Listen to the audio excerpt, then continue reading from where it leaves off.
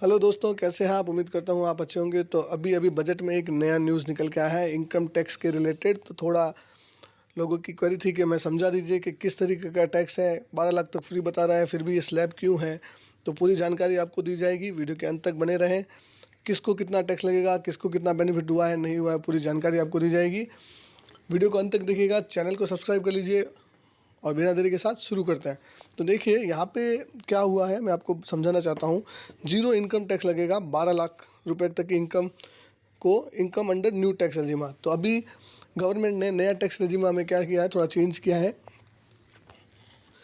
जिस किसी भी भाई की भी इनकम 12 लाख तक है, सिर्फ 12 लाख तक, तो उसको कुछ भी टैक्स देने की ज़रूरत नहीं है। अगर 12 लाख से ऊपर है, 12 लाख से 1 रुपया ऊपर है, सपोज आपकी इनकम 12 लाख तक ही है, तो आपको क्या लगेगा, ये टैक्स लगेगा 4 लाख तक फ्री होगा। 4 से 8 में 5% मतलब 20,000, और 8 से 12 में 40,000। तो 60,000 का टैक्स लगना चाहिए आपको, बट 60,000 का आपको रिबेट मिल जाएगा। तो इसलिए आपको 12 लाख तक इनकम हुई तो कुछ भी भरने की ज़रूरत नहीं है, जीरो टैक्स लग जाएगा। समझ रहे हैं? मतलब आपकी इनकम 12 लाख है, आपका टैक्स बना 60,000 और 60,000 का आपको रिबेट मिल जाएगा, तो जीरो टैक्स लग गया। अब आपकी इनकम, दूसरा सिनेरियो ये बनता है कि भैया आपकी इनकम कितनी है, आपकी इनकम आ रही है 13 लाख रुपये। 13 लाख आ रही है, तो 4 से 8 लाख में 5% मतलब 20,000 रुपये, 8 से 12 लाख में 10% मतलब 40,000 रुपये, और मतलब 20 और 40 60,000 रुपये हो गए। फिर 13 लाख मतलब 12 से 13 में 1 लाख, 1 लाख के ऊपर 15%, तो 15,000 रुपये। 60,000 प्लस 15,000, 75,000 रुपये का टैक्स आपको लगेगा। वहाँ पे आपको 12 लाख की रिबेट नहीं मिलेगी अगर आपकी इनकम 12 लाख से कम है। तो यह उन लोगों को ही फ़ायदा दिया गया है जो कि जिनकी इनकम 12 लाख और 12 लाख से कम है। तो आपकी इनकम 12 लाख से कम है तो आपको बहुत ही फ़ायदा है, आपको कोई टैक्स भरने की ज़रूरत नहीं है। अब देखिए, personal income tax reform with a special focus on middle class. तो मिडिल क्लास को बेनिफिट देने के लिए ये रिफॉर्म लाया गया है। Nil tax slab up to 12 lakh रुपए, मतलब, और जो भी बंदा सैलरीड क्लास है उसको 12 लाख की जगह 12.75 मतलब 75,000 का स्टैंडर्ड डिडक्शन भी अलाउ होगा। तो जो सैलरीड क्लास है उनको 12 लाख की जगह 12.75 तक का भी सैलरी होगा, तो उनको जीरो टैक्स भरने की ज़रूरत होगी।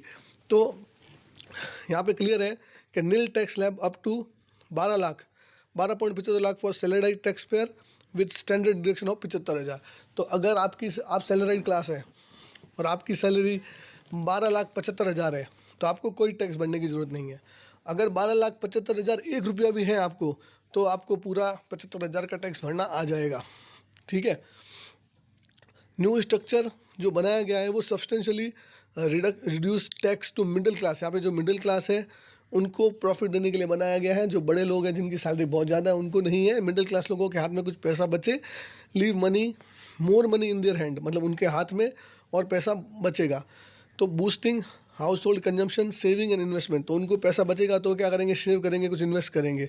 अभी जो नई टैक्स स्लैब आई है वो एक बार देख लीजिए आप। देखिए 4 लाख तक 0 रुपये, 4 से 8 में मुझे 5% मतलब 20,000 रुपये, 8 से 12 में मुझे 10,000 मतलब 40,000 रुपये, फिर 12 से 16 में 15% मुझे 60,000 रुपये, 60 से 20 में मुझे 4 लाख का 20% मतलब 80,000 रुपये, 20 से 24 मतलब 25,000, 1 लाख रुपये।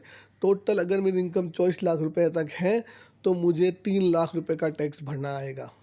24 लाख की इनकम के ऊपर 30 लाख का टैक्स भरना आएगा। अगर आपकी इनकम 20 लाख है तो आपको 2 लाख का टैक्स भरना आएगा।